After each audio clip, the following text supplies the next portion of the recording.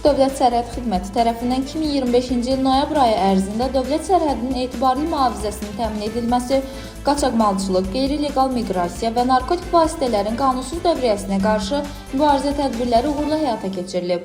Bu barədə Bölgə TV-yə Dövlət Sərhəd Xidmətinin mətbuat mərkəzindən məlumat verilib.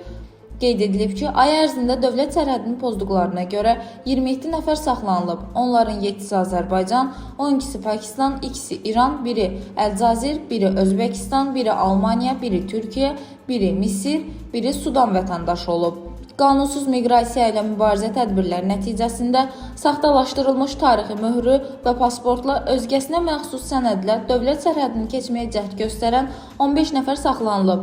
Sərhəd rejim qaydalarını pozduqlarına görə 586 nəfər saxlanılaraq barələrində müvafiq tədbirlər görülüb. Cinayətkarlığa qarşı mübarizə tədbirləri nəticəsində hüquq mühafizə orqanları tərəfindən axtarışda olan 402 nəfər saxlanılaraq aidiyyatı orqanlara təhvil verilmiş, ölkədən çıxışı qadağan edilmiş 531 nəfər ölkəni tərk etməsinin, girişi qadağan olan 50 nəfərin isə ölkəyə daxil olmasının qarşısı alınıb.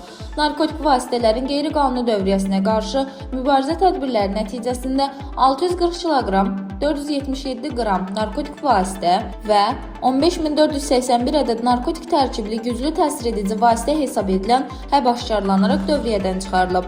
Qaçaqmalçılıq fəaliyyətinə qarşı mübarizə tədbirləri nəticəsində ümumi dəyəri 57 milyon 919 min 446 manat olan qaçaqmal, o cümlədən dərman vasitələri, spirtli içki və tütün məlumatları aşkar olunaraq götürülüb.